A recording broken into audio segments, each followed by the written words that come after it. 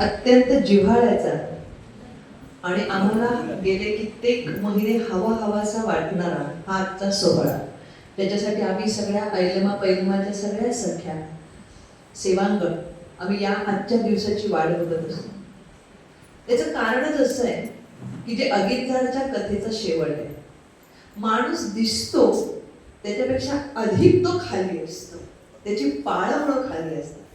त्यामुळे आजचा हा मुलाखतीचा कार्यक्रम किंवा इतकी सगळी अगीन झाडवर बोलणं झालं, सगळं झाल्यानंतर मुलाखतीचा कार्यक्रम का, तर आपल्या सुदैवाने लेखक आपल्या सोबत आज आहे.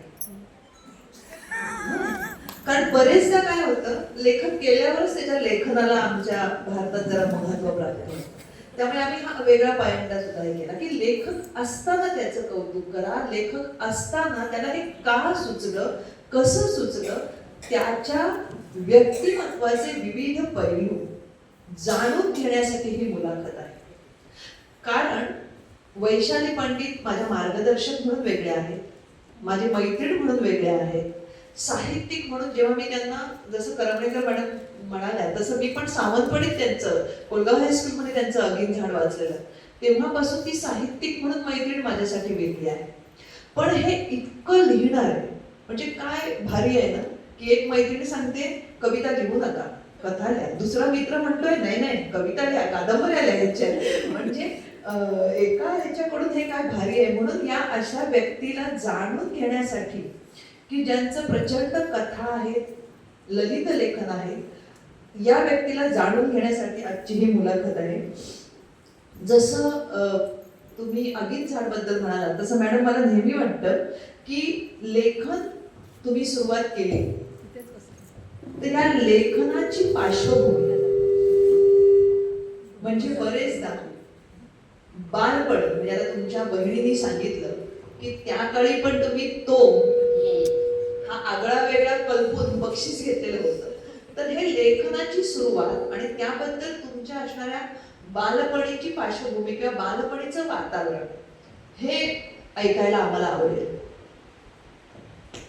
वाङ्मय किंवा साहित्य यासाठीची आजची जी मुलाखत आहे त्याच्या आधी 2च मिनिटं मी तुझ्या प्रश्नाला उत्तर देण्याच्या आधी फक्त माझी कृतज्ञता शब्दात व्यक्त करता येत नाही अशी माझी आता अवस्था झालेली आहे.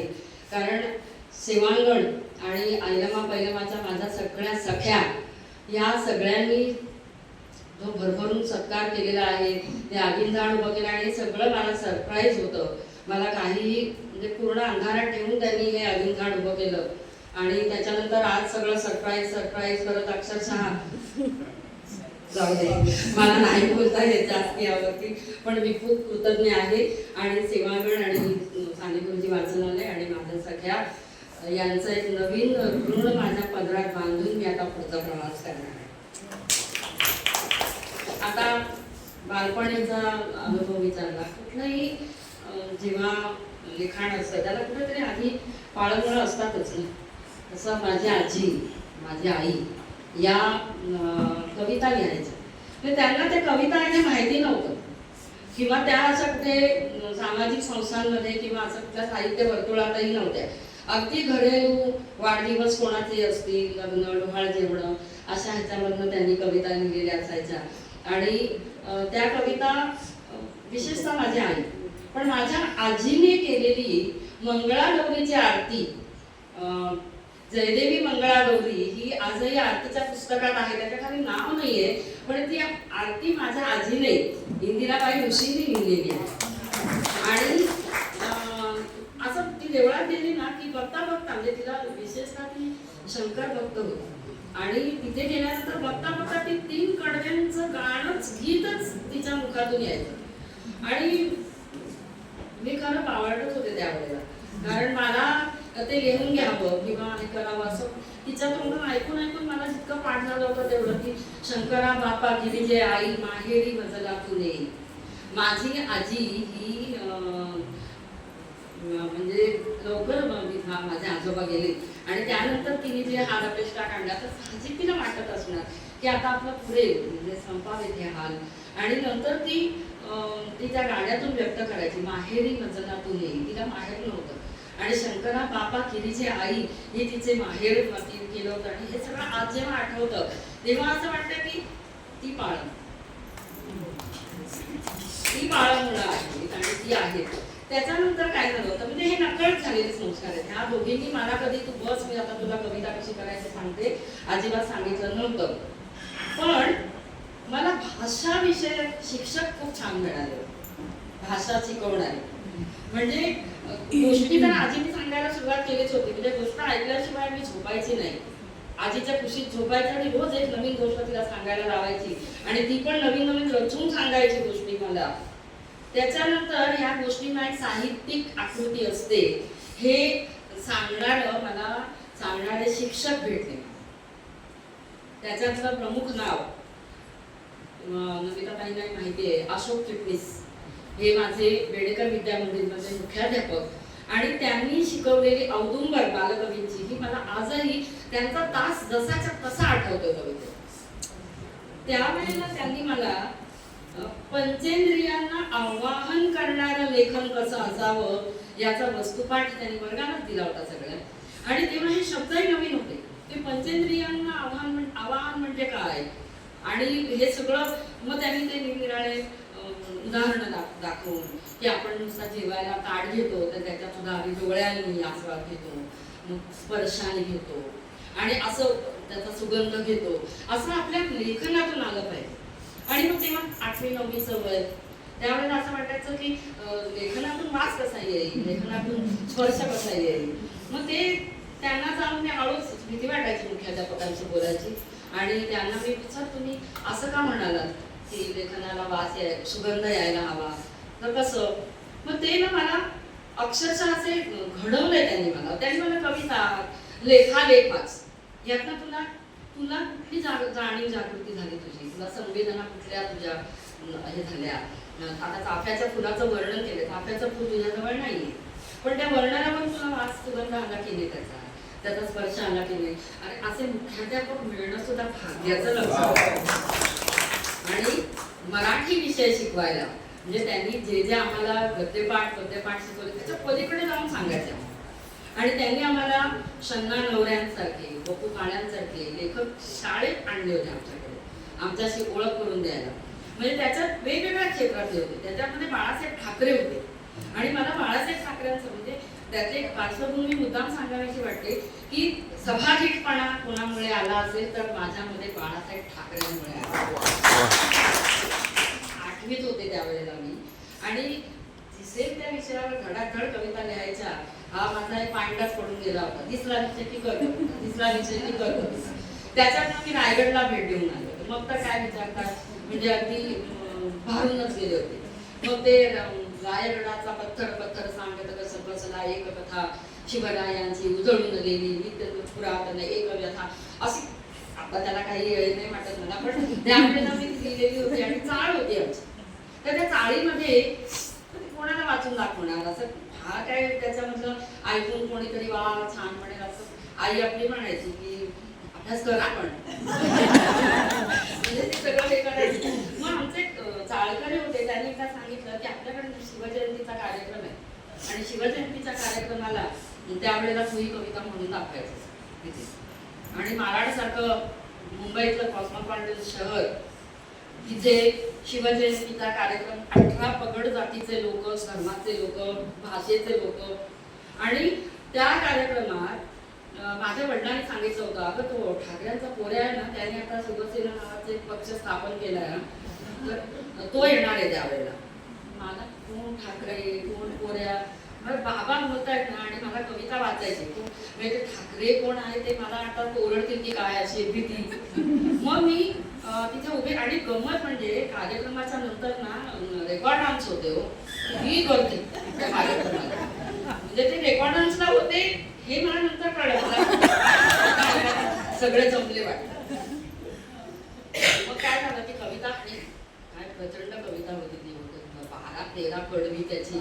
आणि मी वाचायला 8वी इयत्ता 8वी आणि माझा भाऊ हा जो बंधू विशेष असतो तो माहिती आपल्याला टेप खेचत असतो तो खाली उभा होता स्टेजच्या आणि तर मी तिथे आणि मला ना गळगळगळीत व्हायला पडतो, कारण मग मी जे शिवराय सोडले तर त्या कवितेत काहीही भव्य दिव्य नव्हतं. मी वाचते आणि समोर ही गर्दी, गुजराती, मारवाडी, सगळे लोक, म्हणजे ते त्यांच्या भाषेत मला शिव्या घालत असणार बहुतेक, पण त्याच वेळेला माझ्या खांद्यावर एक दमदार हात पडला आणि नुसता हात नाही, असा गच्च खांदा माझा धरला गेला. पोरी इथे उभी राहा आणि समोरच्याला आता डरकाळी पडली, हिची कविता झाल्याशिवाय पुढचे कार्यक्रम होणार नाही. आणि मला ते म्हणाले, अगं शिवरायांवरची कविता काय म्या करत वाचते, वाच मराठी मधली कविता आहे चांगली. मला तेव्हा कोण माझ्याशी बोलतंय माहित नव्हतं. त्यानंतर मग मलाही जोश आला, ते माझ्या खांद्यावर हात ठेवून उभे होते कविता पूर्ण होईपर्यंत. कविता मी वाचली आणि त्यानंतर त्या व्यक्तीने स्वतःच्या खिशातलं पेन काढून मला दिलं आणि सांगितलं की तू अशाच कविता लिहायच्या आहेत. आता अशाच मी दिल्या असत्या तर वाट लागली, पण कविता लिहायच्या आहेत आणि सभाधीटपणाने वाचायच्या आहेत, घाबरायचं नाही कोणाला. आणि मग त्यांनी त्यांचं कार्ड मला दिलं.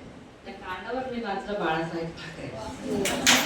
तेव्हा खरंच अक्कल नव्हती त्या कार्डाचं काही महत्व आहे काय, कारण बाबांच्या म्हणण्यातून ठाकरेंचा पोऱ्या खूप छान हे करतोय, पण बाबा आमचे खूप सिनियर होते त्यांना, आणि बाबा सरकारी खात्यामध्ये असल्यामुळे ते शिवसेनाकडे अशा याला जास्त त्यांच्याबद्दल बोलू शकत नव्हते, पण त्यांना आवडायचं ठाकरेंच्या सभा, आणि जिथे असतील तिथे बाबा बंदोबस्त मागून घ्यायचे. बाबा पोलीस खात्यात होते, तर त्यामुळे सभाधीटपणाचा पहिला धडा बाळासाहेबांनी मला दिला. पण त्याच्यानंतर त्यांची माझी कधीही भेट झालेली नाही, किंवा त्या कार्डाचा काही उपयोग करायचा असतो मला माहिती नाही. माझ्या कंपास पेटीमध्ये बरेच दिवस ते कार्ड होतं, म्हणजे मी बाळकाकांनी मला दिलं वगैरे असं मी सांगायची, आणि त्याच्यावर फोन नंबर होता, पण कधीच नाही. आज असं वाटतं की अरे रे, कधीतरी भेटायला हवं होतं, पण तो पाया होता सभाधीटपणाचा. त्यानंतर आता जी लिखाणातली जी मॅच्युरिटी आहे, प्रगल्भता आहे, ती सुरुवातीला नव्हतीच. कारण सुरुवातीला मी खूप सांसारिक कौटुंबिक लेखन करत होते, म्हणजे अगदी घरगुती विषयावर, जसं नमिताने आपल्याला सांगितलं की आपल्या कौटुंबिक सगळे पारिवारिक विषय घेऊनच.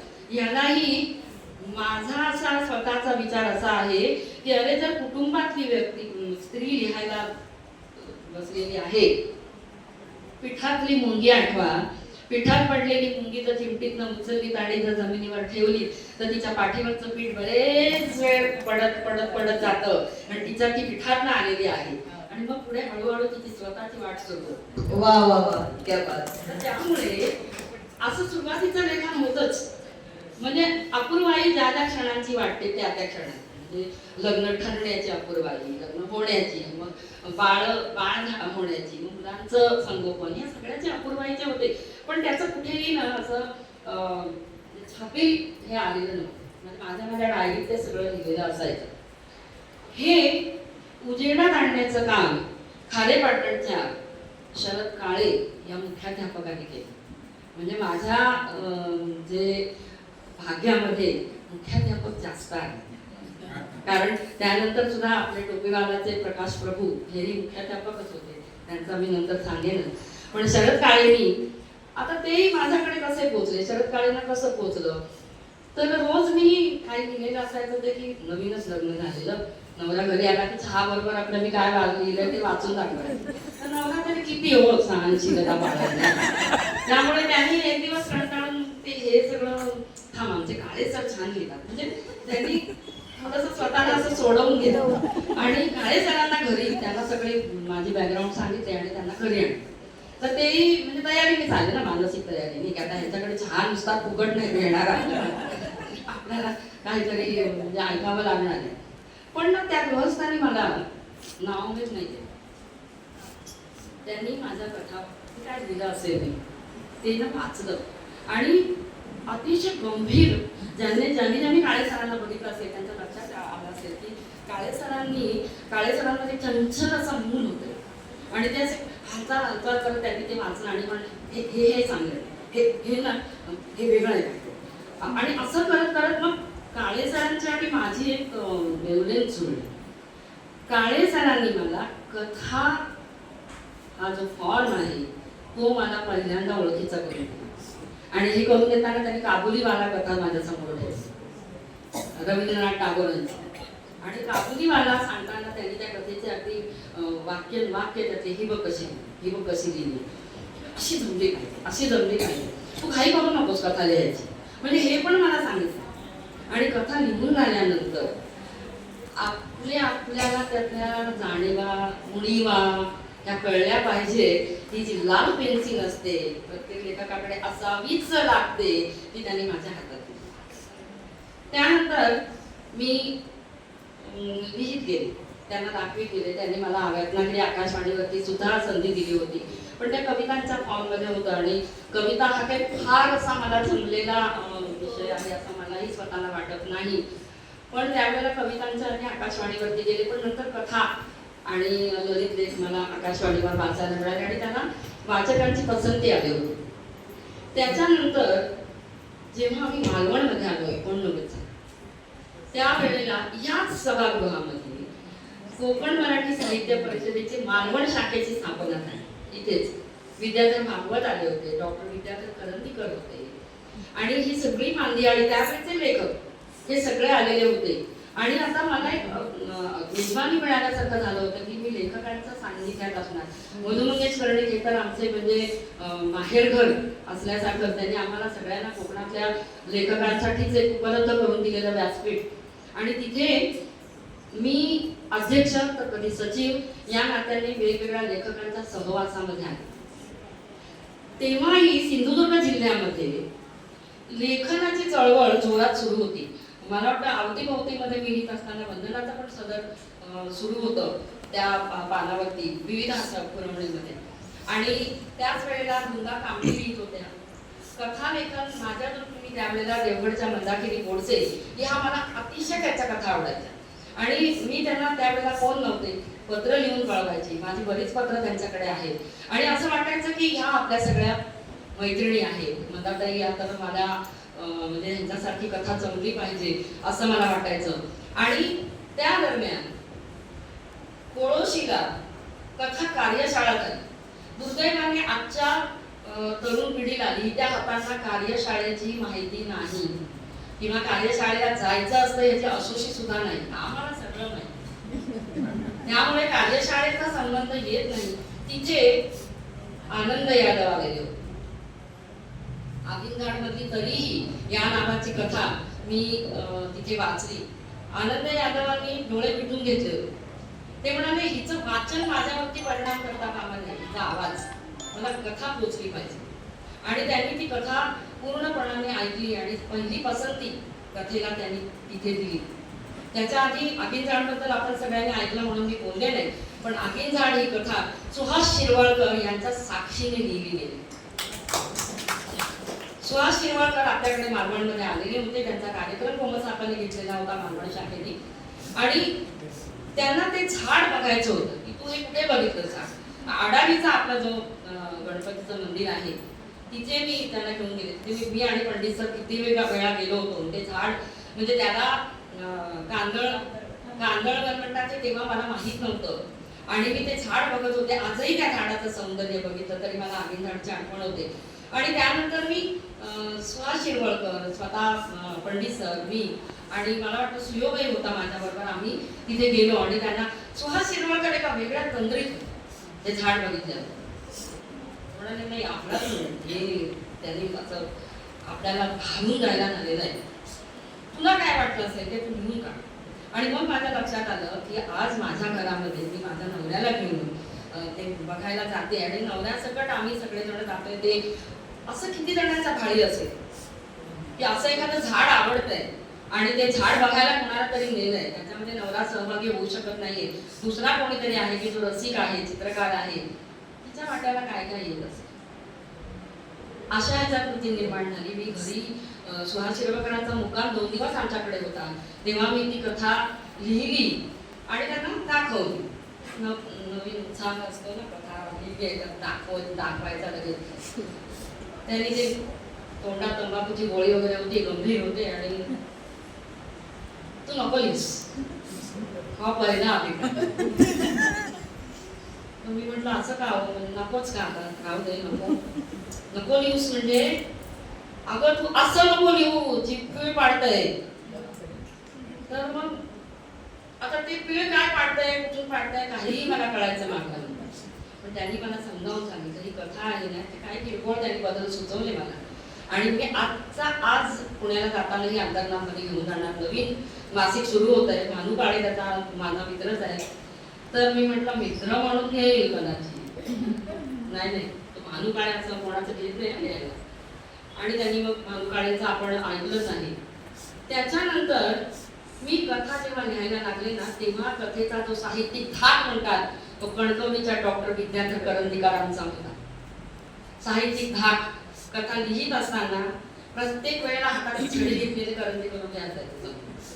परखडपणाने आणि इतक्या अभ्यासूपणाने कथा असे समजावून सांगायचे. त्या माणसाचं मन जिंकणं हे माझ्या दृष्टीने सर्वात मोठा पुरस्कार होता. तो कधी मिळाला सांगते. जेव्हा मी 5-6 कथाच्या वेगवेगळ्या फॉर्म मध्ये लिहून त्यांच्याकडे पाठवत गेले, त्यावेळेला ते सांगायचे की कथा त्याच्यात अभिप्राय द्यायचे. आणि अक्षरशः धातूक असायची मला डॉक्टर करंदीकर आणि उदय पंडित या जोडगोळीची फाटक्या तोंडाची माणसं. आणि म्हणजे आपण हिरमुसनच जायला होईल असं, पण ना असं त्यांनी तयार केलं होतं आम्हाला की कोणी किती वाभाडे काढू दे, ठामपणाने उभं राहायचं, समजून घ्यायचं काय चुकलंय. आणि कोणाचे वाभाडे काढतात, ज्यांना शक्य आहे ना लिहिणं त्यांचेच काढण्याचं. आणि आगींजाळ कथेचं प्रकाशन झालं, म्हणजे प्रकाशनाला दिली पंडितांकडे. त्यावेळेला त्याचं जे मनोगत आहे ते मी विद्याधर करंदीकरांच्या घरात बसून लिहिलं. आज त्यांच्या पत्नी इथे आलेल्या आहेत आणि मला आनंद होतो की मी त्यांना त्यांच्याकडे बघून मला डॉक्टरांची आठवण होते. आणि मला कृतज्ञ आहे त्यांच्याबद्दल. मला स्मृती त्यांची साथी येते, त्यांना मी मुद्दाम आमंत्रण दिलं होतं की तुम्ही तरी या. कारण त्यांच्या घरात बसून, अरे सोपं आहे का आपल्या घरात साहित्याचा हे चालू आहे येर झाळा, आणि ती माऊली चहा पुरवते, जेवण पुरवते, खाणं पिणं, त्यांचा मोठा हात होता त्यावेळेला. आणि त्याच्यानंतर आगींजाळ पुस्तक आल्यानंतर प्रकाशनाच्या वेळेला कुठल्या प्रकाशनाला त्या लेखकावरती यथेच्छ परखड समीक्षा होते मला सांगून द्या. आमच्या झाली त्यावेळेला बांदोडकर आले आणि दोघंही पती पत्नी. आणि आमच्या करंदीकरांनी आमच्या अपरोक्षात सांगून टाकलं होतं, काय सांगायचं असेल त्या उणीवा सांगून टाकावं, आमचे लेखक ठाव आहेत, आमच्या लेखकांना काही त्याचं दुःख होणार नाही, ते शिकतील. आता हे आमच्या वतीने सांगितल्यामुळे आम्हाला पण असं राहणं गरजेचं होतं. आणि त्यांनी सांगितलं आणि तशा त्यांना काय जाणवलं असं ते सगळं त्यांनी सांगितलं. पण इथे घडणं, लेखकाचं जे घडणं आहे ना ते इथे आम्हाला मिळालं की ठाकून ठोकून घडवलं गेलेले आम्ही असे आहोत आणि आम्ही ठोकून खेळणारे होतो. कारण आज जर कोणाला काही सूचना करायला गेलं ना तर आजचा हल्लीच आता मी कोणाला त्या भानगडीतच पडत नाही, कोणाला काही सांगायला नाही. त्या कारण इतके इमोजीस आणि इकडे अंगठे बिवठे त्यांना आलेले असतात त्यांचे ती एवढ्या सगळ्यांना आवडत आहे, ही कोण लागून गेली शाळे असं म्हणून ते सांगायचं आपण जास्ती फंदात पडत नाही.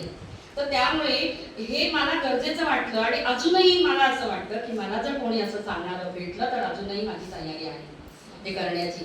त्याच्यामध्ये आता असे ठोकणारे लोक काय आपल्याकडे कमी नाहीयेत. हे बघा हे समोर बसले हे नवीन अखिल, ही आता बोलण्या छान छान असं त्याच्यावर जाऊ नका. फोनवरती काय मला झाप दे ना हे मला माहितीये, पण ती झापते ना त्याच्यामधून सुद्धा नवी दिशा मिळते. आणि तिचं झापणं अधिकाधिक मला मिळावं म्हणून मी तिला सारखे फोन करते. दुसऱ्या आमच्या प्राध्यापक डॉक्टर सुमेधा नाईक, अरे काय विषाद आहे एखादी चूक घडेल. परफेक्शनचं दुसरं नाव सुमेधा आहे. आणि ती कथा लिहित असताना म्हणजे ती सोडतच नाही दाताखाली धरलेलं. म्हणजे ती स्वतः म्हणते मला नाही लिहिता येत, तू कसं लिहावं हे मी सांगू शकते. त्यामुळे पहिला वाचक म्हणजे प्रत्येक वळणावरती पहिला वाचक वेगळा होता. पण आत्ताच मी हे जे सांगते ना की ह्यांच्याकडे आपलं लेखन बिनधास्तपणे सोपवणं, वाचा काय तुम्हाला त्याच्यातून सांगायचं असेल ते सांगा, याचा आनंद मला मिळतो, त्याचं दुःख होत नाही. आणि अशा तऱ्हेने जडणघडण होत जाते. असली तर असतेच, आपली काहीतरी सतत घडतच असतं, शिकवत असते परिस्थिती आपल्याला. पण अशी ही जी आजूबाजूची माणसं असतात ना, त्याच्यामध्ये विजया राज्याध्यक्षांचा, आशा बगेंच्या कथा, अरविंद गोखल्यांच्या कथा, गंगाधर गाडगिळांच्या कथा, वाचन, अखंड वाचन. कारण कथा हा अतिशय सुंदर फॉर्म मला खुणावत होता. आणि विद्याधर करंदीकरांनी मला पुरस्कार कधी दिला होता, मुद्दाम मला आठवणी सांगावीशी वाटते. सावंतवाडीला संमेलन होतं. त्यावेळेला त्यांना माहिती नाही की मी त्यांच्या मागे बसलेले आहे, ते पुढे बसले होते. आणि एक नवोदित लेखक त्यांच्याजवळ कथेची वही घेऊन आला आणि त्यांना विचारलं त्यांनी की डॉक्टर मला कथा म्हणजे काय सांगावं, कथेचा फॉर्म वगैरे सांगा. त्यांना माहिती नाही, मी मागे बसले. ते म्हणाले ह्याबद्दल माहिती घ्यायची असेल तर तू वैशाली पंडित यांना भेट, फॉर्म बद्दल त्याच सांगू शकतील. एवढ्या श्रेष्ठतेचा माणूस माझ्याबद्दल सांगतोय. घळक आणि पाणी आलं माझ्या डोळ्यामध्ये. हा माझा पहिला पुरस्कार होता. त्यामुळे अशी जडणघडण आठवत राहते. अशा पायऱ्यांना वेगवेगळी माणसं भेटत गेली आणि अजूनही भेटतात. त्यातली जाण असणारी माणसं भेटतात, ते महत्वाचं आहे. मॅडम भरभरून बोलतायत. माझे 2-3 प्रश्न मॅडमने खाल्लेले आहेत, पण म्हणून मी त्यांना अडवलं नाही. कारण मला आणि आपल्याला सगळ्यांना हेच करायचंय की त्यांना भरभरून बोलतं करून ऐकायचं आहे. कारण निश्चितच तुमची आजी, म्हणजे आता ही किती छान माहिती आपल्याला मिळाली की मंगळागौरीची आरती लिहिणारी ही यांची आजी होती. म्हणजे हीच मौखिक साधन, लोकसाधन आहे. मग त्या आजीपासून ते सुमेधा म्हणाले तशी सहिष्णूपर्यंत हा असा अंतर्गत या आगीन झाडच्या पोटातून हा प्रवाह असा वाहतो आहे आणि जो समृद्ध करतोय. हौशी लेखनाकडून तुम्ही प्रगल्भ लेखनाकडे वळलात. काळे सरांमुळे, या सगळ्या लेखकांमुळे, करंदीकर सरांमुळे. मी करंदीकर मॅडम इथे असल्यामुळे पुन्हा आभार मानते की करंदीकर सरांनी साहित्यिक घडवले असं मॅडम म्हणाल्या, हे 100% खरं आहे. पण करंदीकर सरांनी विद्यार्थी घडवले. कारण करंदीकर सर निबंध लेखनाच्या कार्यशाळा घ्यायचे आणि त्यासाठी ते खास मुलांना बोलवायचे की आपल्या जिल्ह्यातल्या मुलांना त्यावेळी 20 मार्काला निबंध असायचा. निबंध कसा, आणि त्याच्यातून अनेक साहित्यिक आणि विद्यार्थी घडलेले आहेत. मग अशी माणसं या सिंधुदुर्गात होती. अगदी बरोबर की त्यांच्या ह्याच्यामुळे तुम्ही लिहायला लागलात आणि मग आपोआप ही वाट प्रगल्भतेकडे गेली. हौशीतून तुम्ही प्रगल्भ लेखनाकडे. कथांबद्दल आपण बोललेलोच आहोत. अनेक आमच्यासारख्या वाचकांनी आधी कथा नाही वाचल्या, आधी तुमचं ललित लेखन वाचलंय वर्तमानपत्रातून. तिथे आम्हाला ती वैशाली पंडित आवडली. कथा नंतर आम्हाला समजलं. तुम्हाला स्वतःला काय हे वाटतं, ललित लेखन की कथा? मला नाही, बरोबर आहे, प्रश्न बरोबर आहे. ललित लेखन हे आपल्या डोक्यातला ताण तणाव कमी करणारं लेखन आहे असं मला वाटतं. कथा थकवते.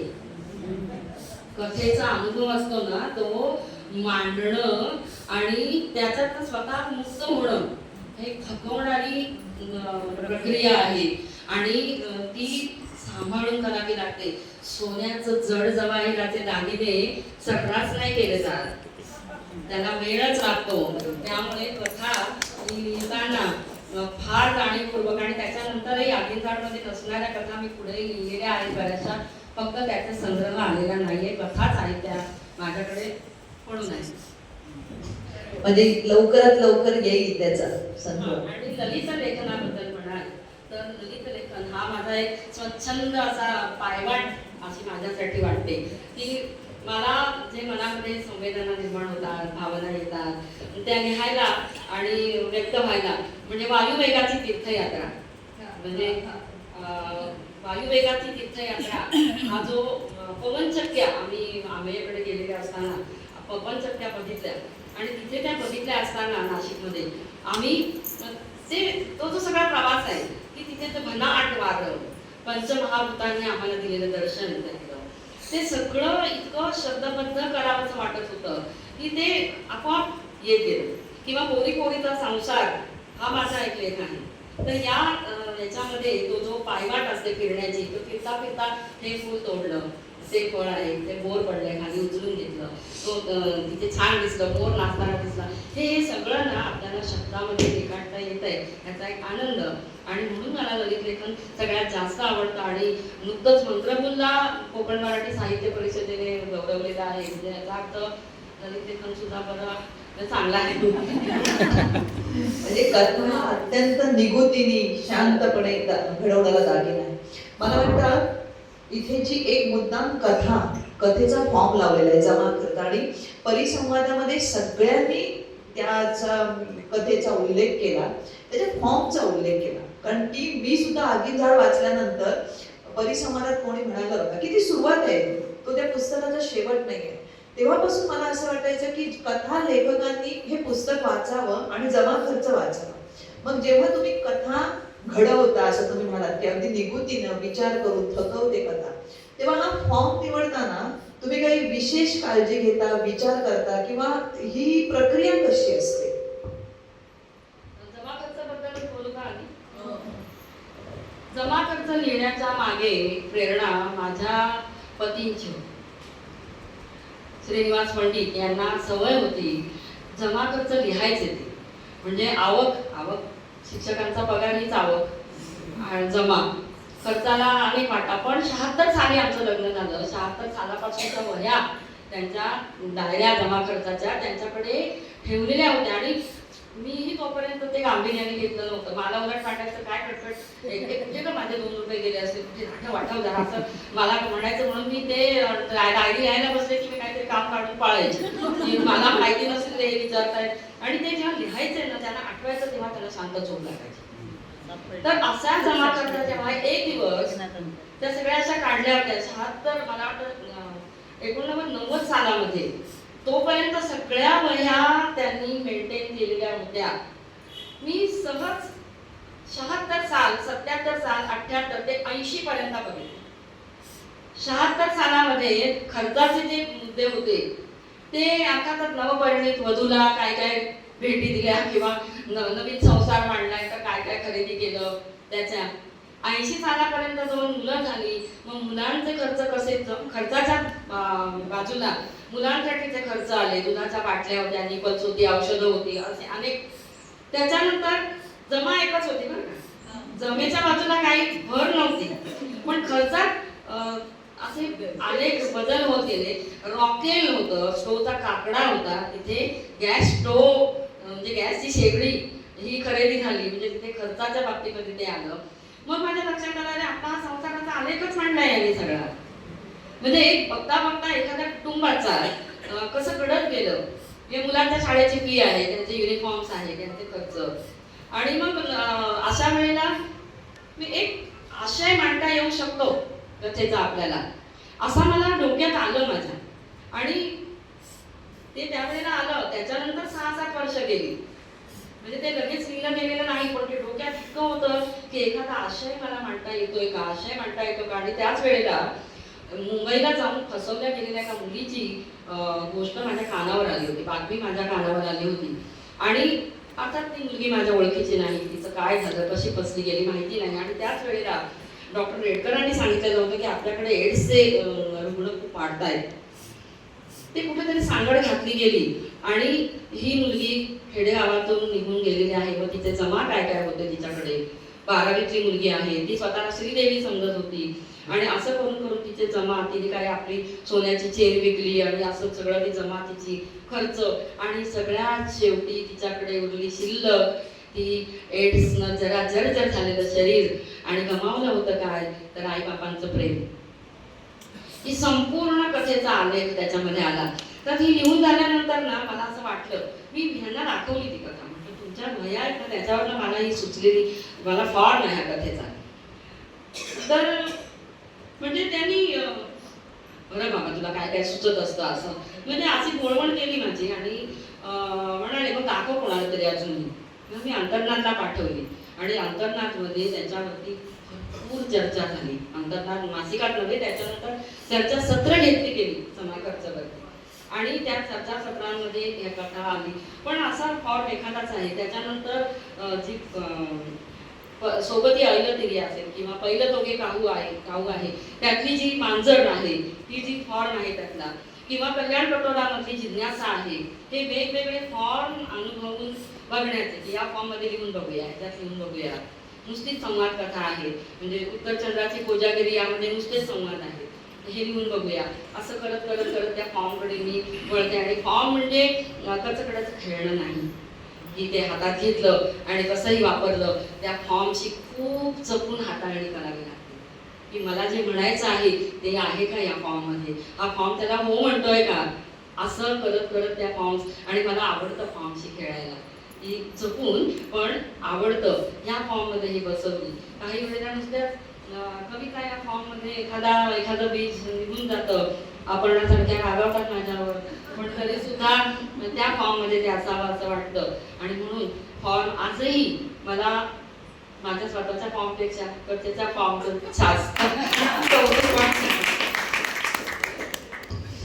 कोण असा एक प्रश्न, गौरवला एखादा फॉर्म पुन्हा रिपीट करण्याचा प्रयत्न केलाय का? नाही, मग त्याचं म्हणजे राहत नाही ना, म्हणजे जमा करताना एकच आलेला फॉर्म आहे. मला नाही वाटत की त्या मुलीवर अन्याय होईल असं मला वाटतं. तो फॉर्म पुन्हा वापरला गेला तर ती ताकद पूर्णपणे म्हणजे ती तिथे वापरलेली आहे. मला तर वाटतं आपल्याकडे अनेक म्हणजे विद्यापीठांमध्ये मराठी विषय असतो, ते विद्यापीठांमध्ये लावण्यासारखी कथा आहे. पण हे मगाशी नमिता ताईंनी सांगितलं तसं अशी नवीन नवीन प्रयोग, नवीन नवीन धाडसं स्वीकारण्याचं त्यांचं कौशल्यच आहे, वेगवेगळ्या गोष्टी करणं.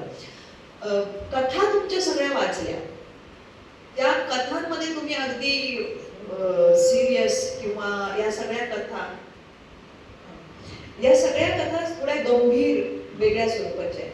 पण आता मला वाटतं बोलताना तुम्हाला कळलं असेल की इथे एक अभिनेता पण बसलेला आहे, नुसता पटकथाकार नाही तर तो स्वतः अभिनेता पण. यांचं ललित लेखन वाचल्यावर ना ते मला बरेचदा विनोदी अंगाने जाणार वाटतं. म्हणजे मला फार गंमत वाटतं जेव्हा तुमच्या बहिणीने कवितेचा शेवट सांगितला नळ, मी म्हटलं अरे वा वा, तेव्हापासून म्हणजे यांचं ललित लेखन हे हसायला लागणार, गुदगुल्या करणार. एकतर मराठीमध्ये विनोदी लेखिका कमी आहे, त्याच्यात ही सर्वांची विनोदी लेखिका आवडते. पण ही अशी दोन्ही टोक आहेत की एकीकडे कथाकार म्हणून तुम्ही अत्यंत गंभीरपणे लिहिताना दिसता आणि ललित लेखन विनोदी, हे कसं काय दोन्ही पिढ्यांवर चाललं, कसं जमतंय? बहुतेक उतारा असेल तो गांभीर्यावरचा की जो मला आणि आतमध्ये खट्याळपणा दडलेला आहेच आहे, जो माझ्या आईमध्येही होता आणि तो अनुवंशिक पण आहे आणि खट्याळपणा आहेच. म्हणजे इथे बरेच आहेत लोक की ज्यांना मी काही नावं ठेवलेली आहेत चांगल्याने आणि त्यांनी ती स्वतःला चांगल्या स्वीकारली ती नावं, तर असेही आहेत. आता दुसरं सांगते की विनोद कुठे कुठे दिसतो, तर एक उदाहरण की चाकावरच्या फुल्या फुल्या हा माझा ललित चाकावरच्या फुल्या फुल्या म्हणजे शिव्या. चाकावर बसल्यानंतर, जात्यावर बसल्यावर ओव्या सुचतात, चाकावर बसल्यावर शिव्या सुचतात. आणि खिडकी लावलेली असेल ना तेव्हा आतली शिवी जोरदार असते, ती बाहेर जाणार नाही माहितीये, पण तो सगळा राग, तो सगळा संताप. आणि असे किती ड्रायव्हर मी बघितले की त्यांनी काय काय शिव्या म्हणून केलेल्या आहेत की त्या आणि त्याला असे मजा वाटायची. म्हणजे अशी आपली अभिनेता असलेली अभिनेत्री स्पृहा जोशी, हिला मी सांगितलं होतं की मी असं हे लिहिते बरं का. ती म्हणाली हो बरोबर आहे, असं तसं. तिच्या शेजारी बसले होते, म्हणजे मी ड्रायव्हिंग करत नाही, मी शेजार सीट एक्सपर्ट आहे, तर त्यामुळे तिला मी आणि ती सहमत होती माझ्याशी. आणि अचानक काय झालं, तेव्हा ट्रॅफिकचा रस्ता होता, तिथे समोर ट्रॅफिक विनाकारण अडवलेल्या दोघी बायका होत्या. तेव्हा हो काकू फुगडी काय घालताय रस्त्यात, मग मी म्हटलं आता सुरू झालं इकडे हळूहळू. आणि मग नंतर पुढे जाऊन तिने स्वतःला मूर्ख आहे मी सुद्धा, कशाला घालते यांच्या इथे गाडी, मूर्ख आहे मी, मला अक्कल नाही. म्हणजे तिच्या स्वतःला का होईना पण तिने सुरू केल्या शिव्या. आणि काय तर अशा अट्टर शिव्या, अरे चांगला सज्जन माणूस माझ्या शेजारी बसलेला असतो, काय शिव्या घालतो तो गाडी चालवताना.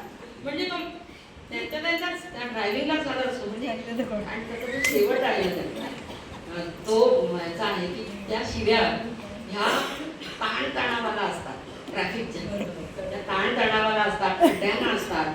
आणि ह्याच्यामध्ये शिव्या न देणारे आपण ज्यांची गाडी हायर करतो ना ते ड्रायव्हर असतात, ते शिव्या देत नाही.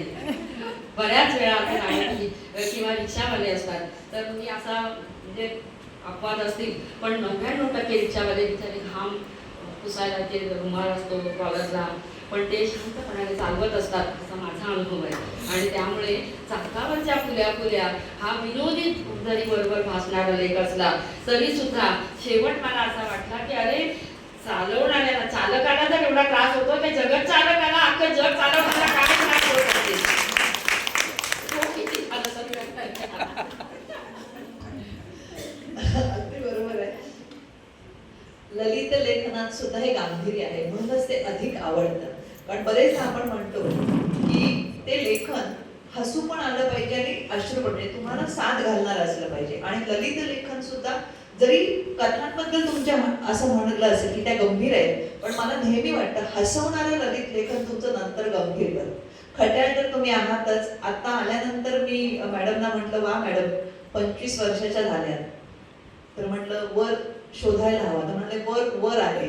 म्हटलं दुसरा लगेच त्यांनी मला उत्तर दिलं. मी म्हटलं दुसरा हवं असेल तर अनाऊन्स करूया. हा, मग त्याचा विचार करूया. म्हणजे हा या वयात हा खट्याळपणा त्यांच्यात आहे, त्यामुळे तो आपोआप लेखनात येतो. मॅडमनी जसं मगाशी सांगितलं की अनेक शिक्षकांनी आणि मुख्याध्यापकांनी मॅडमना घडवलं, तसं मॅडमनी अनेकांना, म्हणजे आम्हाला ऐलमा पैलमातल्या सगळ्यांना तर त्या घडवतात आहेत, पण असे अनेक विद्यार्थी घडवले. हे कदाचित माहित नाही का, सुदैव दुर्दैव म्हणावं की एका ठिकाणी अशी मॅडमची नोकरी झाली नाही, पण मला वाटतं तो एक छान पण गोष्ट आहे की अनेक विद्यार्थ्यांना मॅडमचा सहवास लाभला. कमी लाभला, पण त्याच्यातून अनेक विद्यार्थी घडले. आणि म्हणून मी आणि सुमेधा असतानाच मॅडमना विचारलं, तर मॅडमने एक अत्यंत वेगळंच उत्तर मला दिलं की मी लेखिका आहे कारण मी शिक्षिका नाही, पण मी शिक्षिका आहे म्हणून मी लेखिका नाही. तर मला हे खरंच तुम्हाला पुन्हा विचारायचंय की आता स्वतःचं कोणतं रूप, शिक्षिका की लेखिका, तुम्हाला अधिक भावतंय?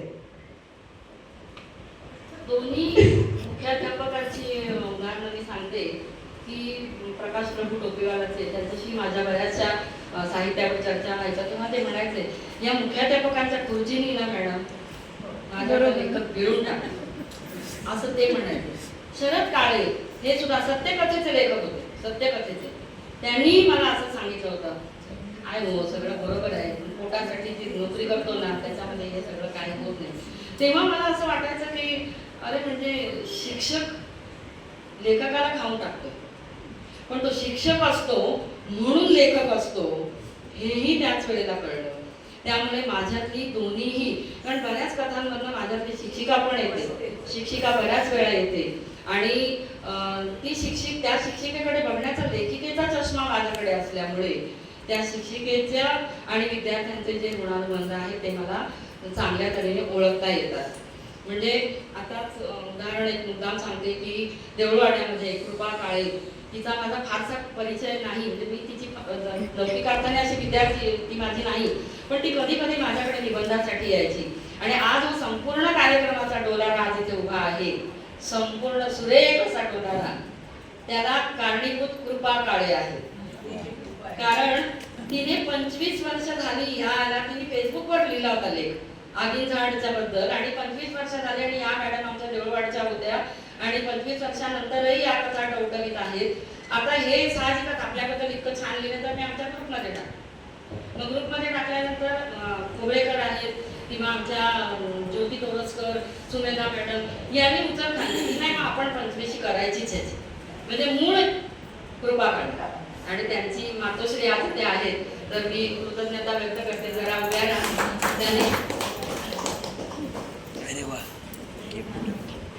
त्यांनी कृपाने मला त्याच्याबद्दल लिहिल्याबद्दल मला उल्लेख मुद्दाम टाळता येणार नाही, तो टाळू नये.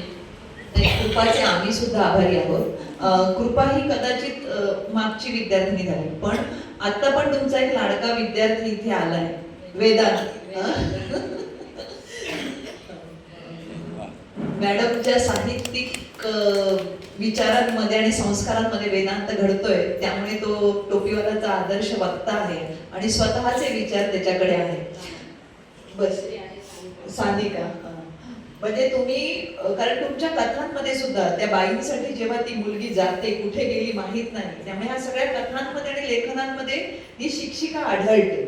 म्हणजे या दोन्ही स्वतःच्या रूपांतर तुम्ही अत्यंत सुखी आणि समाधानी आहात. आता ही जे मगाशी म्हणाली अपर्णा, तो प्रश्न, काही कविता तुमच्या प्रचंड गाजल्या. अगदी मला वाटतं बाई सरपंच झाली याच्या अभिवाचनाचे सगळ्यांनी प्रचंड कौतुक केलं. विहिरीच्या काठावर नांदायच्या लेखी, त्या अशा अनेक कवितांचं प्रचंड कौतुक झालं. पण जसे ललित लेखांचा संग्रह आला, कथांचा संग्रह आला, तसा कवितांचा संग्रह काढावा किंवा कविता अधिक लिहाव्यात असं नाही वाटलं? नाही वाटलं, कारण पहिल्यापासूनच मी कवयित्री आहे असं मला कधीच वाटलं नव्हतं. म्हणजे मला कविता हा फॉर्म जमू शकतो इतकाच आत्मविश्वास आहे. आणि माझ्या ह्या इच्छांची जी कळी होती ना, इच्छा कविता लिहावी असं वाटतं, ती माझ्या आमय्याकडे गेलेली आहे. आणि आमय्य उत्तम कविता लिहितो, छंदबद्ध कविता लिहितो. त्याचा मनराई नावाचा काव्यसंग्रह आहे, छंदबद्ध वृत्तबद्ध कविता लिहितो. म्हणजे माझं एक झाड इथे पण फुलतंय आणि इथे कादंबरी ललित लेखनाचं झाड इथे फुलतंय श्लोककडे. त्यामुळे तो प्रवाह वाहता आहे असं वाटतंय मला. अरे वा, म्हणजे काय तुम्ही कविता आमेला, वारसा हक्काने, कादंबरी तुम्हाला आणि कथा बहुतेक हा. पण कथा, ललित, कविता याच्यापेक्षा आणखीन एक वेगळीच वाट तुम्ही चोखंदळीत, ती म्हणजे आध्यात्मिक लेखनाची. हा, आध्यात्मिक. आणि ती सुद्धा जसं तुम्ही जिज्ञासेचं ते पुस्तक मी वाचलं आणि माझ्या वडिलांनी, ते आध्यात्मिक आहे, वडिलांनी वाचल्यानंतर त्यांना रडू आलं. म्हणजे ते साहित्य म्हणजे अश्रूच. अहो का रडताय, तर त्या पुस्तकाच्या वाचनाने एक जो प्रभाव असतो, त्या कल्याण कटोराच्या वाचनाने दुसऱ्या दिवशी माझे सासरे तिथे घेऊन गेले त्यांना त्याचं दर्शन घेण्यासाठी. म्हणजे तेही तुम्ही तितक्याच ताकदीने साहित्यिकाने केलं. तर ह्या आध्यात्मिक लेखनाकडे कशा वळलात तुम्ही? चांगला प्रश्न आहे. आणि माझ्या आयुष्यातलं वळण आहे हे आध्यात्मिक. ते लेखन आध्यात्मिक नाहीये, दोन्ही याच्यात आहेत. गजानन महाराज विजय ग्रंथावरती मी साहित्यिक पारायण असं लिहिलेलं आहे. म्हणजे त्याच्या दासगणू हा जो कवी आहे त्यांनी कोणत्या उपमा वापरल्या, उत्प्रेक्षा वापरल्या आहेत, रूपक कसं वापरलेलं आहे. आणि 50 वर्ष होऊन सुद्धा आज मी जेव्हा विजय ग्रंथ वाचते तेव्हा मला तो कंटाळा का येत नाही याचा शोध घेतल्यामुळे ते लिहिलं गेलेलं आहे. कल्याण कटोराच्या बाबतीत मुद्दाम मी सांगते की मी भाग्यवान आहे, मी मालवण भूमीमध्ये आहे. हां, आणि एक वेगळा प्रवास होता तो, की कल्याण कटोरा लिहिण्यासाठी मला त्यांच्या भक्तांकडून घरी, त्यांचे नाना सरमळकडून ते घरी मला भेटायला आले आणि त्यांनी मला त्यांचे काही असे कागदपत्र दिले आणि ह्याच्यावरती तुम्ही चरित्र लिहा. अरे मी आजपर्यंत कधी सुद्धा संत महाराज कधी हे नव्हतंच. म्हणजे मी कधी फार भक्तिभावाने पूजा अर्चा केलेली नाही. माझ्या घरातला देवारा हा सुशोभन पद्धतीने पुजलेला असतो. छान निरांजन, स्वच्छ पितळी केलेलं, फुलं, उदबत्ती, एवढीच प्राथमिक भावना. आणि एका शक्तीला वंदन ह्याच्या पलीकडे मी नाही केलेलं. पण जेव्हा माझ्याकडे आलं तेव्हा मी नाही म्हणावं की नाही पटकन, की नाही मला लिहिता येत, तर मी नाही का म्हटलं नाही, मला नाही कळलं. पण मी म्हटलं मी विचार करते. अहो केवढं मोठी माझ्या पुढे आव्हान टाकलेलं होतं. मी शेवटी कटकट करत होते ह्यांच्याजवळ, किंवा मला काहीच माहिती नाही आहे हे कोण आहे दादा महाराज, वायगणीला आपल्या एवढ्या जवळ आहेत, पण मला नाही माहिती कोण ते आहेत, काय करतात ते केलेले होते ते. आणि महाराज कसं आपण लिहायचं, माझा जर विश्वास नाही आहे कशावर तर मी कसं लिहिणार. तर मला तू सांगून टाक मग, नाही लिहिता येणार म्हणून. पण तरी सुद्धा मला ना ते नाही असं नाही, तोंडातून काय येत नव्हतं, कळत नव्हतं. जेव्हा मी म्हणजे आता ह्या अनुभवाला मी, माझी अनुभूती फक्त साक्ष आहे. खरं वाटेल किंवा खोटं वाटेल, पण हे अनुभव येत गेले. मी ज्या वेळेला त्यांच्या मठामध्ये गेले होते, जाऊन बघूया त्याची, इथे मी मालवणमध्ये बऱ्याच जणांना विचारलं, त्यांच्याबद्दल माहिती देणारे कोणी नव्हते. म्हणजे अगदी जुन्या आचार्य असतील पण कोणी नव्हते विशेष. मग आम्ही म्हटलं आम्ही जाऊन बघूया. म्हणून मग पंडित सर आणि मी दोघं जण गेलो तिथे. आणि त्यांचा नातू तिथे आहे, त्यांचा मठ आहे तिथे. आणि कटोरा हे त्यांचं सिम्बॉल आहे, प्रतीक आहे. तिथे कटोरा घेऊन मालवण पंचक्रोशीमध्ये जायचे, भिक्षा गोळा करायचे, त्याच्यामध्ये सामाजिक अन्नदान करायचे. अन्नदान योजना त्यांची मठातनं तेव्हा सुरू होती. पण मी कसं काय लिहिणार ते काय कौल लावायचे, चिठ्ठ्या टाकायचे वगैरे. मला माझ्या सगळ्या कल्पनेच्या पलीकडच्या गोष्टी होत्या त्या. मग मी त्यांच्या नातवाला म्हटलं की मला काही हे जमेल बघा बाबा, मला अजून काही कॉन्फिडन्स, मला आत्मविश्वास नाही लिहिता येणार आहे. तर ते म्हणाले आपण असं करूया, ह्यांच्या पुढे ना त्या दादा महाराजांच्या मठात त्यांच्या समाधी पुढे एक नारळ वाढवला आणि तो नारळ वाढवल्यानंतर एक असा आहे की तो जर व्यवस्थित समप्रमाणामध्ये वाढवला गेला तर तो कौल आहे आणि जर तो वेडावाकडा कुठला गेला तर नाही, म्हणजे नकार आहे. मला म्हटलं बरं झालं, माझा हातखंडा आहे, नारळ आपटण्यामध्ये त्याच्या चिंधड्या उडवण्यामध्ये. म्हटलं आपण आपटताना कसा आपटायचा की तो असाच कुठला पाहिजे की नको चला नका लिहू तुम्ही, असं ह्यांच्याकडनं आलं पाहिजे. पण मी तो काही भक्तिभावाला नव्हती त्यावेळेला माझ्या मनामध्ये. मी नारळ तो आपटला त्या दगडावरती. अहो तुम्ही तिने 2 भाग करावे तसे 2 भाग. म्हणजे हे माझ्या समोरच. मग ते म्हणाले आता तुम्हाला बघून मिळालं न्यायला पाहिजे. बरं म्हटलं आता बघूया त्यांनी काय काय आणलंय ते. हा मुद्दाम सांगते की हा प्रश्न थोडासा मी विस्तारित त्याच्यात उत्तर देते. मी दादा महाराजांमुळे नाही लिहायला लागले, मी लिहिलं त्यांच्या पत्नीमुळे. त्यांच्या पत्नीचा त्याच्यामध्ये उल्लेख होता. अवघा 4 वर्षाचा संसार होता आणि 16 वर्षाची मुलगी लग्न होऊन वायगणीसारख्या खेड्यामध्ये आली प्रभूंच्या घरामध्ये. आणि तिथे लग्न झाल्या झाल्या हे दादा महाराज आजारी पडले वाताने आणि घरातनं पांढऱ्या पायाची म्हणून तिला छळ व्हायला लागला. 16 वर्षाची पोरगी तिला तर बोलता येणार. बाहेर कुठे त्या फोंड्याला म्हणजे आपलं ह्याचं काठानगरीच्या इकडचं फोंडा, तर त्यामुळे तिथे दळणवळणाची साधनं नाहीत काही. त्यामुळे एका मुलगी गेली, सासरी ती गेली. तर त्या मुलीने छळ तो गपचूप सोसला, टोमणे सहन केले, पांढऱ्या पायाची म्हटलं सहन केलं. आणि इकडे नवऱ्यालाही वाटत होतं तुम्ही एवढा आजारी पडतो, हिला काय आहे का बघा. एकदा येऊन चौकशी पण केली नाही. घराची पण माणसं म्हणायची जेवते बघा कशी रपारव, असं म्हणायचे. की आता एकदा सगळी घरातली माणसं गेली होती कीर्तनाला आणि ही एकटी घरात होती. ही त्या दादा आपल्या नवऱ्याच्या पायाशी बसली आणि पायावर डोकं ठेवून हमसून हमसून रडायला लागली. खरंच का मी पांढऱ्या पायाची आहे, माझ्यामुळे तुम्ही आजारी पडलात, तर मला वाईट वाटतं तुम्ही असे झोपलेले बघून, कधी बरे होणार तुम्ही, मी काय करू तुमच्यासाठी, असं तिने विचारल्यावर त्यांना कळलं की आपण उगाच तिच्यावर राग करत होतो. त्या मुलीने त्याच्यानंतर त्यांनी सांगितलं की मी स्वतः हडीला मारुती मंदिर आहे, तिथे जाणार आहे आणि तिथे मारुतीची उपासना करणार आहे आणि तिथे तू माझ्याबरोबर चल. तिथे ती गेल्यानंतर तिला तो वटवृक्ष दिसला, पिंपळ दिसला आणि ती म्हणाली मी याला 1,00,000 प्रदक्षिणा घालणार.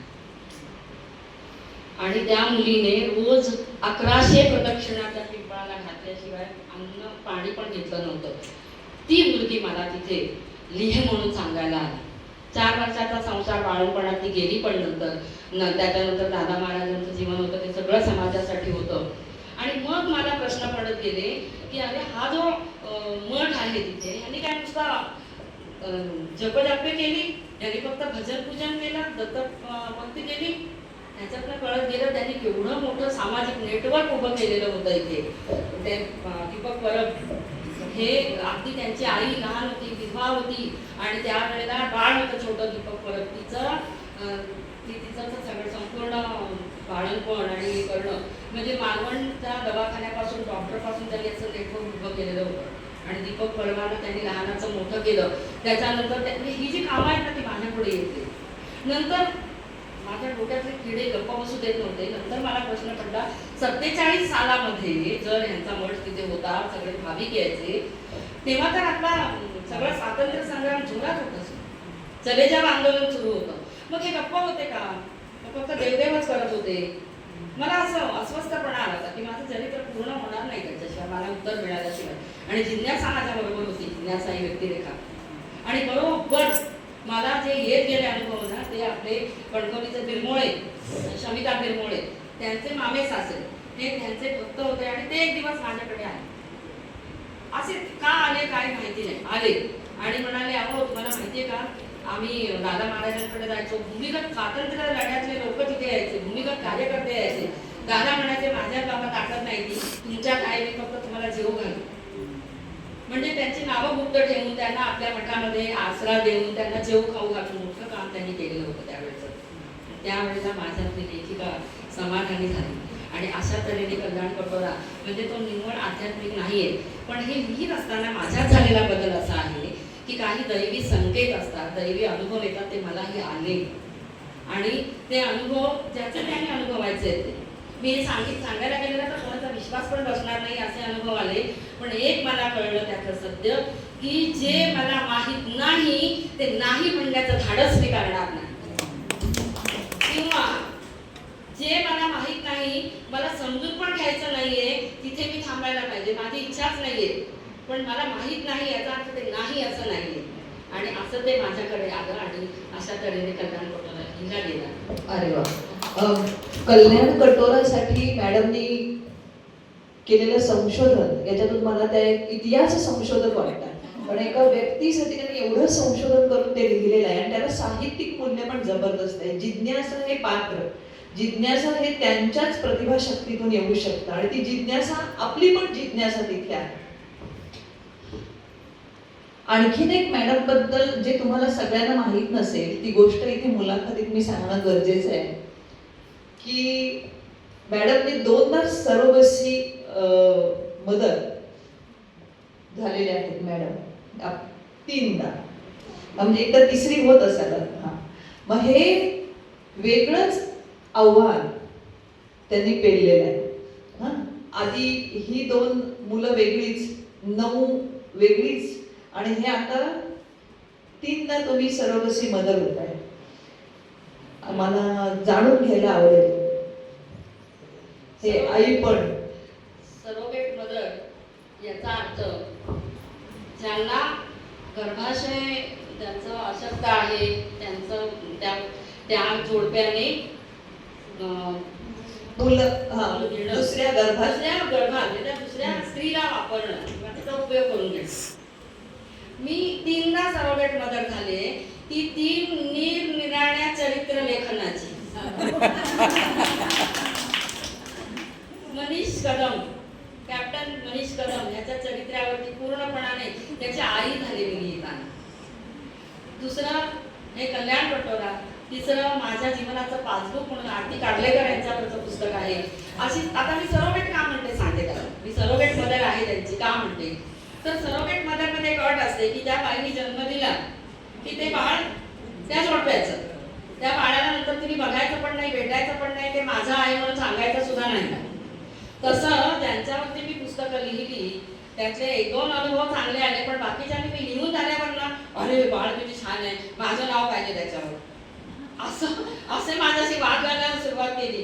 तेव्हापासून मी ठरवलं की आपण ह्याची सरोगेट मदर, आणि अशी सरोगेट मदर व्हायला डॉक्टर गायनोकॉलॉजिस्ट आहे, त्याला वयाची अट नाहीये. आजही मी आता सरोगसीची तयारी केलेली आहे. अजून एक येणार आहे, बाळ येणार आहे, अजून एक तयारी सुरू आहे त्याची. तर अशा तऱ्हेने मी सरोगसी केलेली आहे आणि अशी सरोगसी करताना अनेक अनुभव आलेले आहेत आणि मला ते आवडतं सुद्धा. म्हणजे या काळा वेगळ्या आहेत. सुखावणाऱ्या या काळात. आज एक बाळ 25 वर्षाचं होतंय, आता एक पोटात वाढते. किती भारी आहे ही गोष्ट. वेळेचं भान राखत थोडंसं मी तुम्हाला सांगेन, ऐलमा पैलमा समूह जो तुम्ही स्थापन केलेला आहे, इतक्या नवीन लेखिका, लिहिते हात तुम्ही घडवत आहात. मी तुम्हाला विनंती करेन की 2 मिनिटात तुम्ही ऐलमा पैलमा बद्दल बोलावं आणि आपण थांबूया, कारण वेळ झालेला आहे. खूप ऐकायला आवडेल. बहुरंगी बहुढंगी असं व्यक्तिमत्व आहे. जितकं ऐकू त्या बोलत राहाव्यात आणि आपण ऐकावं असं वाटतंय, पण वेळेचं भान ठेवलं पाहिजे. त्यामुळे ऐलमा पैलमा आता 11 वर्ष झाली आणि माझ्या सगळ्या सख्या इथे आहेत. आम्ही सगळ्या सारख्याच आहोत त्याच्यामध्ये. म्हणजे फक्त माझ्या डोक्यातून कल्पना आली म्हणून ती माझ्या नावावर जमा झाली, बाकी ती आमच्या प्रत्येकाची खासगी मालमत्ता आहे प्रत्येकीची. त्यामुळे इथे सगळ्या जणी आम्ही सारख्याच आहोत. याला कारण तेच होतं की आपण बाहेर जाताना आरशात बघतो की नाही स्वतःला, कुठे पदर पाय झालाय, कुठे साडी, तसा तो आमचा आरसा आहे. ऐलमा पैलमामध्ये ते दाखवायचं लिहिलेलं आणि कसं आहे बाहेर जाताना, कसं पाठवताना कसं आहे, तसं आम्ही ते करतो. या सगळ्या जणी तुम्ही आहात त्याच्यामध्ये आणि माझ्यापेक्षा ग्रेट आहे त्यांना, यांना मी काय सांगणार आता. या सगळ्या जणी, या एक एक जणी अशा तयार होत आहेत त्याच्यातून. आणि मला छान वाटतं की ऐलमा पैलमा अक्षर देवा हे जे त्याचं शीर्षक नाव आहे, त्याचा ऐलमा पैलमा याचा अर्थ सर्वात आधी नमन अक्षर देवाला. तर त्यामुळे त्या आमचा समूह असाच वाढत राहू दे. त्या सगळ्या माझ्या सगळ्या अशाच आनंदी आणि अशा मला, आणि एवढ्या मी श्रीमंत आहे हो, अशा सगळ्या मला मिळाल्या, मैत्रिणी मिळाल्या, खरंच मी श्रीमंत आहे. काय म्हणतो यांच्या पलीकडे ते सुमेधाने सांगितलं ते सगळं. हा अक्षर आशीर्वाद आमच्यावर अक्षय राहू दे अशी मी परमेश्वराकडे प्रार्थना करते आणि पुढची सूत्र डॉक्टर सुमेधा नाईक यांच्याकडे देते.